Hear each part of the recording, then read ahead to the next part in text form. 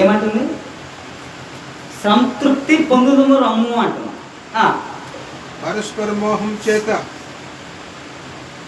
19వ వచనం. పురుషుడు ఇంటలేడు దూర ప్రయాణము వెళ్ళి ఉన్నాడు. అతడు సొమ్ము చేత పట్టుకొని పోయెను. పున్నమి నాటి వరకు ఇంటికి తిరిగి రాడు అనెను. అది తాను అధికమైన లాలన మాటల చేత వారిని లోపరుచుకొనెను. తాను పలికిన ఇచ్చుకపు మాటల చేత వారిని ఈడ్చుకొని పోయి, ఒకటేమో లోపరుచుకుంటా ఉంది, ఇంకొకటేమో ఈడ్చుకొని పోతా ఉంది. ఏంది? బలవంతుడిగా ఉన్నటువంటి ఆయనను బలహీనరాలు చెప్తాను కదా ఇందాక, ఈడ్చుకొని పోతా ఉందని. అసలు ఎందుకు ఈడ్చుకొని పోతా ఉంది ఈమె? ఎందుకు ఈ బలవంతుడు ఈ బలహీనురాలకి దొరికాడు? ఈ బలాన్ని మీరు ఒకసారి శాంసన్ చూడండి. శాంసన్ అనే ఆయన బలవంతుడా బలహీనుడా? శాంసన్ అనేటువంటి ఆయన బలవంతుడా బలహీనుడా? ఫిలిస్తీయులను ఆయన చంపాడు. 300 నక్కలను ఏం చేశాడండి? తోకలను ముడేశాడు. నక్కలను 300 నక్కలను తోకలు ముడేట మామూలు విషయం అండి. మనం చాకుని పిల్లే దొరుకుద్ది.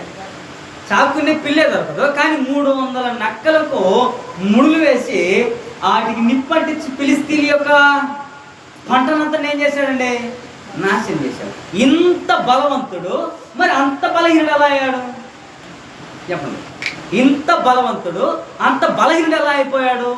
ఇంత బలవంతుడు అంత బలహీనుడిగా ఎందుకు పోయాడు అంటే, దేవుడు చేయమన్న పని కాకుండా వేరొక పని, చెప్పండి, దేవుడు చేయమన్న పని కాకుండా వేరొక పని చేయబట్టే ఆ బలవంతుడు బలహీనుడిగా పోయి ఫిలిస్తీయులకు బానిసగా ఉన్నాడండి. ఆయన గుడ్డులు పీకి కట్టేస్తే ఈ శాంసన్ ఏమన్నాడు తెలుసా? అప్పుడు ఆ టైంలో ఏడుస్తున్నాడండి. ఏమని? ఆయనకు ఒకసారి ప్రార్థన చేస్తే దేవుడికి ఏమన్నాడంటే, అయ్యా నాకు ఒక అవకాశం ఇస్తే వీళ్ళ చేతులు నేను చచ్చిపోవడానికి నాకు మనసు ఒప్పటల్లా, వీళ్ళ చేతుల్లో నేను చచ్చిపోవటము నాకు మనసు ఒప్పటల్లా, కానీ నువ్వు ఒకసారి నాకు కృపతో జ్ఞాపకం చేసుకుని మరలా శక్తినిస్తే వీళ్ళ మొత్తాన్ని చంపేస్తా, నేను కూడా పోతాను. ఆ మందిరంలో కట్టేసినప్పుడు ఈయన ఏం చేశాడు అంటే, ఇక్కడ ఉన్నాయి, వీటికి పోళ్ళు ఉన్నాయి కదా, ఈ రేపులు నిలబడడానికి పోళ్ళు ఉన్నాయి. ఇప్పుడు ఈ పోలుకి బలమైనవి ఏవి ఉన్నాయో అవి పీకేస్తే రేపులు నిలబడతాయా? నిలబడవు. కానీ ఆయన కట్టేసింది దేనికంటే ఆ మందిరానికి ఉన్నటువంటి బలమైన రాతులు కట్టేసినప్పుడు ఆయన ప్రార్థన చేసి దేవునికి మొరపెట్టి ఏమన్నాడంటే, ఒకసారి బలాన్ని ఇమ్మంటే ఆయన ఈ చేత్తో రెండింటిని స్తంభాలను కూల్చేశాడండి. 2 స్తంభాలను కూల్చేస్తే ఫిలిస్తీయులు చచ్చిపోయారు. చెప్పండి, ఫిలిస్తీయులు చచ్చిపోయాడు, శాంసన్ చచ్చిపోయాడు. ఫిలిస్తీయులు చనిపోయారు, శాంసన్ చనిపోయాడు. దేన్ని బట్టండి? ఏది చెయ్యొద్దంటే అది చేస్తే, చెప్పండి, దేవుడు ఏం చేస్తాడు? కీర్తన కూడా పడతాంగా, ఏమని?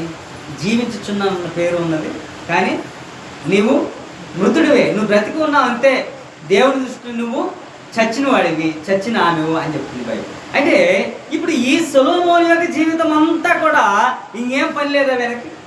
భూమి మీద ఏదైనా వ్యర్థమని చెప్తాడు, నా కుమారుడు నా మాటలు వినమంటాడు, నా ఆజ్ఞను హృదయాల్లో పెట్టుకోమంటాడు, నా ఆజ్ఞను లోబడమంటాడు, నా ఉపదేశం నెట్టవేయొద్దు అంటాడు. అంటే ఈ సొలొమోనుకి ఇంకేం పనేమి లేదా అంటే, సొలొమోనుకు పని ఉందండి. సొలొమోనుకి రాబోయే తరానికి మంచి పాఠాలు ఇవ్వడానికి సొలొమోనుకు పని ఉంది. సొలొమోనుకి మంచి పని ఉండబట్టే ఏ స్త్రీ జోలి పోకూడదో, ఏ స్త్రీ జోలి పోవాలో అని స్పష్టంగా చెప్తున్నాడండి. అదే కదా చెప్తా ఉంది. ఏమంటుంది ఆమె? పురుషుని ఇంటలేడు, పున్నమి నాటి వరకు తిరిగి రాడు. వాడు ఇంట్లో లేడు, పున్నమి నాటి వరకు తిరిగి రాడు అని చెప్తా ఉంది. 22వ వచనం. వెంటనే పశువు వదకు పోనట్లు. చూడండి, ఆ మాటలు వింటే వీడు ఎలా ఉంటాడా అంటే, వెంటనే పశువు వదకపోనట్లు బరువులో చేజెక్కిన వాడు సంఖ్యలోనికి పోనట్లును. మరలా చదవండి కింద. బరువులో చేజెక్కిన వాడు పరుల చేయి చిక్కిన వాడు సంఖ్యలోనికి పోవునట్లు తనకు ప్రాణహానికరమైన ఎరుగక తనకు ప్రాణాకారమైన ఎరుగక గురి యొద్దకు పక్షి త్వరపడినట్లు వాని గుండెలో అంబు చీల్చు వరకు వాడు దాని వెంట పోను. చూడండి ఇక్కడ ఏమని సులోమని చెప్తున్నాడంటే, చూడండి ఇది వింటున్న వాళ్ళైనా సరే, ఇక్కడ కూర్చున్న వాళ్ళైనా సరే కొద్దిగా దృష్టి పెట్టి వినండి. ఇది కేవలం వినటానికి చూడటానికి అది ఎవడికో చెప్తున్నాడులే, ఒక యవనుడికి చెప్తున్నాడులే, అదే కదా అన్నాడు. నేను కిటికీల నుండి చూడగా నాకు ఒక యవనుడు కనపడ్డాడు అన్నాడు కదా. ఇప్పుడు ఈయన ఏమని వర్ణిస్తా ఉన్నాడు? మీరు జాగ్రత్తగా ఉండండి, మీరు జాగ్రత్తగా ఉండండి, మీకు ఏది కావాలో అది మీకు అదే తీసుకోండి, మీరు ఏది తీసుకోవద్దు అన్నాడు. 24 వచ్చి, నా కుమారుడా చెవియొగ్గుడి, నా నోటి మాటలను ఆలకింపుము, జారస్త్రీ మార్గముల యొద్ద నీ మనసులో తొలగనీయకు, ఆమె వైపు నీ మనసును తొలగనీయొద్దు. దారి తప్పి అది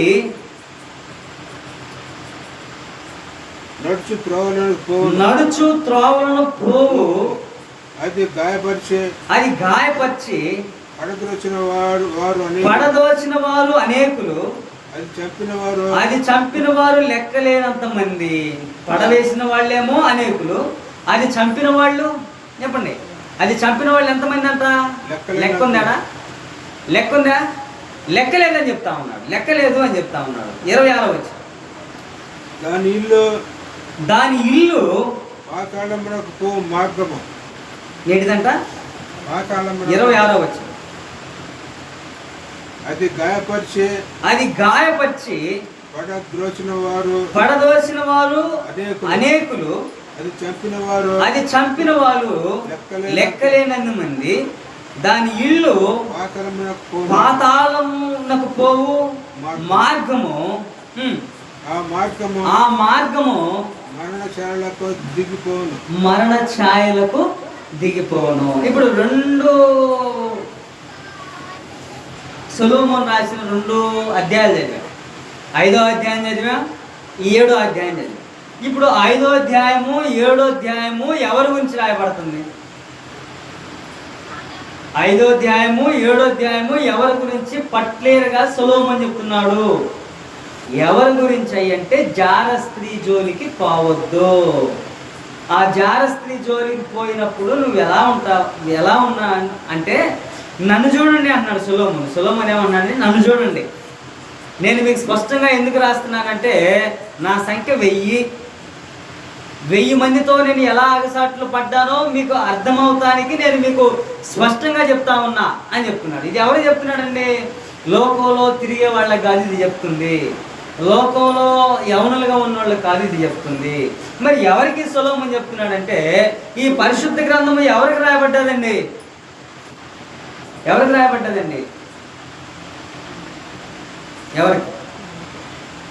ఎవరికి రాయబడ్డదండి? పరిశుద్ధులకు రాయబడ్డదండి. ఈ పరిశుద్ధ గ్రంథము పరిశుద్ధులకు రాయబడ్డారు. ఇది చిలక బస్తీ వాళ్ళ కాడికి పోయి చూపించండి, ఏం చెబుతాడు? చిలక బస్తీ వాళ్ళ కాడికి తీసుకుపోతే వాడు ఏం చెప్తాడు అంటే, ఇదిగో నీకు యెహోవా తోడై ఉంటానని చెప్పాడు, రాముడు అంటాడు. అంటే యెహోవా తోడై ఉంటానని పరిశుద్ధ గ్రంథం స్పష్టంగా చెప్తా ఉంది. నువ్వు వచ్చి రాముడు తీయమ్మ సుబ్బమ్మకే అనగానే సుబ్బమ్మకి ఏం చెప్తుంది? ఇది ఏం చెప్తుందండి? యెహోవా నీకు తోడై ఉన్నాడు అని చెప్పుద్ది, అంతే కదా. అదే పరిశుద్ధులకి ఇస్తే ఇదే గ్రంథాన్ని నీకు యెహోవా తోడై ఉన్నాడు అనే దానికి క్లియర్గా ఎలా ఉందో దానికి ఇంకా విస్తారమైనటువంటి జ్ఞానం చేత బోధిస్తారు. ఆయన కాడికి పోతే ఏం చెప్తాడు? రాముడు రారా వచ్చి సుబ్బమ్మ తీరా అంటాడు. రాముడు తీసిన అదే వస్తుంది, సుబ్బమ్మ తీసిన అదే వస్తుంది, చెప్పండి ఎల్లమ్మ తీసినా అదే వస్తుంది. కానీ ఇప్పుడు ఈ సొలొమోను అనే ఆయన అలా చిలక పస్తిలా చెప్పట్లేదండి. ఈయనేదో చిలకపస్తిలా చెప్పటల్లా, ఇలాంటి యవనులకి ఏదో కొద్దిగా చదువుకొని వదిలేయరా అని చెప్పటల్లా. చూడండి, ఈనాడు చాలామంది యవనుల యొక్క ట్రెండ్ ఇదే. యవనస్తులు చాలామంది అనేకమైన గాస్పుల్ మీటింగ్లో మీరు చూడండి, గాస్పుల్ మీటింగ్లో మీరు చూడండి, ఈ గాస్పుల్ మీటింగ్లో పోయి చెప్పండి, జార స్త్రీ ఎవరుందో ఆ జార స్త్రీ యొక్క లాలన మాటల చేత ఈడ్చుకొని పోయి చెప్పండి పరిచర్య చేస్తా పడిపోయిన వాళ్ళు ఉన్నారండి. సంఘాలు నడుపుతా పడిపోయిన వాళ్ళు ఉన్నారండి. నిజమండి, బైబిల్ చెప్తుంది స్పష్టంగా. కేవలము ఒక చిన్న నోటి మాట ద్వారా, ఆ తేనె కారే మాటల ద్వారా, ఆ నూనె కంటే నునుపైన మాటల ద్వారా నువ్వు చిక్కుబడి ఉంటే ఏమంటున్నాడు? నీ మాంసము నీ శరీరము క్షీణించిపోతాయి. దానిని బట్టి ఏమవుతుంది? నీ మాంసం పోతుంది, నీ శరీరం పోతుంది, నువ్వు క్షీణించి మధ్యలో పోతావు. కాబట్టి నా కుమారుడా, నా ఆజ్ఞను నీ హృదయంలో దాచుకో. ఏంటి ఆజ్ఞల హృదయాల్లో దాచుకోవటం ఏంది? ఇవి ఆజ్ఞల హృదయంలో దాచుకోవడానికి ఎందుకయ్యా కారణం అంటే, భౌతికమైనటువంటి విషయాల్లో సొలొమోను చెప్పేవాడు కదండి. చూడండి, రాజ్యాల్ని పరిపాలించిన ఆయన మనకి స్పష్టంగా చెప్తా ఉన్నాడు, ఈ రాజ్యంలో నేను పరిపాలించలేకపోయాను, లేక రాజ్యాన్ని పరిపాలించిన కనీసం కుటుంబాన్ని పరిపాలించుకునే స్థితి కూడా నేను లేదు. అంతమంది రాజులు వచ్చి ఆ రాజ్యం నుండి వచ్చి నా జ్ఞానానికి ఫిదైపోయిన వాళ్ళు కూడా ఆఖరికి వాళ్ళకంటే దిగజారిపోయే స్థితిలో నేను ఉన్నా. కాబట్టి నేనేం చెప్తున్నా మీకు అంటే, నా కుటుంబాన్ని నేను ఎలా రక్షించుకోలేకపోయాను, నేను ఎలా దేవుని యందు నమ్మకంగా ఉండలేకపోయాను, ఇవ్వబడిన జ్ఞానాన్ని ఉపపత్తుల ద్వారా అనుభవించాను. చూడండి, సొలొమోను ఎలా అయిపోయాడో తెలుసా? అన్య స్త్రీలను ప్రేమించి అన్య స్త్రీలతో ఉండి అన్య స్త్రీలు ఏది చెప్తే అది వినకపోతే వాళ్ళు ఒప్పుకునేవాళ్ళు కదండి. అన్య స్త్రీలు ఏది చెప్తే అది వాళ్ళు చెయ్యకపోతే సొలొమోను ఒప్పుకునేవాళ్ళు కాదు. మీకు గత 4 సంవత్సరాల కింద లాక్డౌన్ మాట తెలుసుగా. లాక్డౌన్ ఎందుకు పెట్టారండి? ఎందుకు పెట్టారు? కరోనా వచ్చిందని లాక్డౌన్ పెట్టారు. అదే కదా జరిగింది. ఇప్పుడు వీళ్ళు కరోనా రాకుండా లాక్డౌన్ పెడుతున్నారు. సొలొమోను, నువ్వు మా వైపు రావద్దు, మేము పూజించే దేవతలు ఉన్నారే వాళ్ళని పూజిస్తేనే నువ్వు మా కాడికి రా, మేము అర్పించే బలులు ఉన్నాయో అవి తింటేనే మా దగ్గరికి రా అంటున్నారు. ఇదేంది? భూమి మీద ఎవరికి లేనటువంటి జ్ఞానాన్ని సంపాదించుకున్న ఆయన ఆఖరికి అన్ని జనాంగాలలో ప్రేమించి ప్రేమలో పడి భ్రష్టుడైపోయాడండి. ఈ భ్రష్టత్వంలో పడ్డాను కాబట్టే మీరు మీ కుటుంబాలను మిమ్మల్ని మీరు రక్షించుకునే సామర్థ్యం కలిగి ఉంటారని నేను మీకు రాస్తున్నా అన్నాడు. అందుకే నా కుమారుడా, నా కుమారుడా అని సొలొమోను క్లియర్గా రాస్తుంది. అందుకే నా జ్ఞానమును నా ఉపదేశమును నీవు తోసివేయద్దు అంటున్నాడు. మరి జ్ఞానం లేనాడు, బుద్ధి లేనివాడు కూడా పడుచువాడు నాకు కనబడ్డాడు అంటున్నాడు కదా. ఎవరి పడుచువాడు? ఎవరండి పడుచువాడు? జ్ఞానం ఉంది, పరిపాలన ఉంది, పడుచువాడు మరి నాకు కనబడ్డాడు అంటున్నాడు కదా. ఎక్కడ? ఆయన ఏమన్నాడు? నా కిటికీలో నుండి నా చెమ్మట గల కిటికీలో నుండి నేను చూడగా నాకు ఒక పడుచువాడు కనబడ్డాడు అంటున్నాడు కదా. ఎవరా పడుచువాడు? ఎవరండి?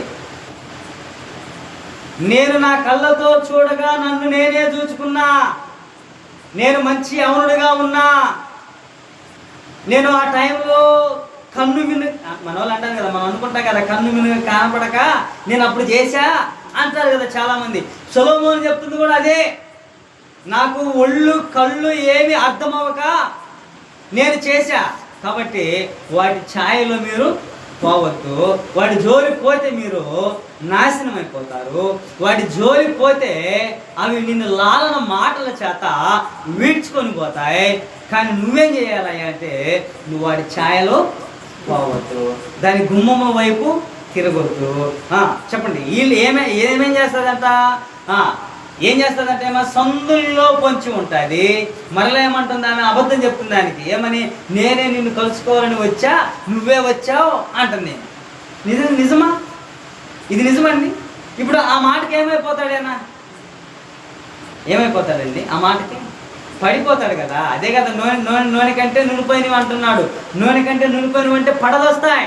మనిషిని మాటలు పడదొస్తాయి, ఆ మాటలతో జారిపోతారు. అంతే కదండి. ఈ చాలామంది కూడా ఏం చెప్తారంటే, నువ్వు నాకు ఇక్కడ ఉన్నావు అని చెప్తారు. ఎక్కడండి? ఇక్కడేముంటుంది? గొంజు ఉంటుంది.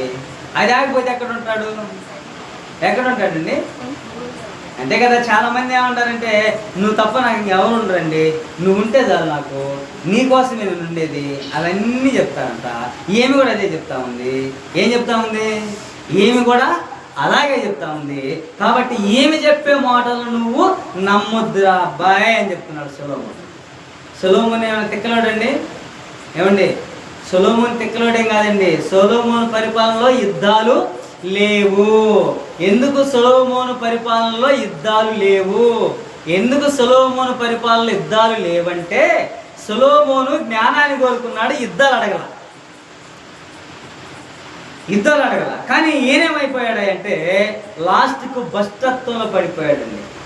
భ్రష్టత్వంలో పడిపోయి స్థాయికి దిగజారిపోయాడు.